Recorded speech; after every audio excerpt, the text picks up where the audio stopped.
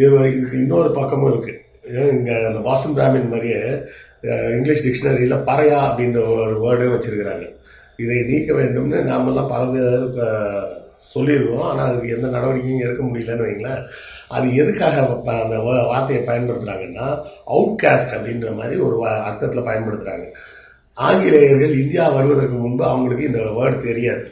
இப்போ நம்ம ஸ்ட்ரீட் டாக்ஸ்ன்னு சொல்கிறோம் பார்த்தீங்களா, இந்த ஸ்ட்ரீட் டாக்ஸ் அவங்க சொல்லும்போது இங்கிலீஷில் எப்படி சொல்லுவாங்கன்னா பறையா டாக் அப்படின்னு தான் சொல்லுவாங்க. பறையா டாக்னா சொசைட்டியால் கைவிடப்பட்டவர்கள், இல்லை விலக்கி வைக்கப்பட்டவர்கள், ஒதுக்கி வைக்கப்பட்டவர்கள் அப்படின்ற அர்த்தத்தில். அப்போ இந்த பறையா அப்படின்ற வேர்ட் பொலிட்டிக்கல் பறையா அப்படின்னு சொல்லுவாங்க, பறையா டாக், இந்த மாதிரி விஷயங்கள்லாம் பயன்படுத்துகிறாங்கல்ல. அதாவது அவர்கள் ஒதுக்கி வைக்கப்பட்டவர்கள் அப்படின்னு அதை வந்து இந்தியாவில் குறிப்பிடப்படும் சாதியின் அடிப்படையில் சொல்லலை.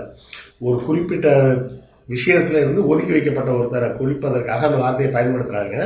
அதுவே தவறு தான்.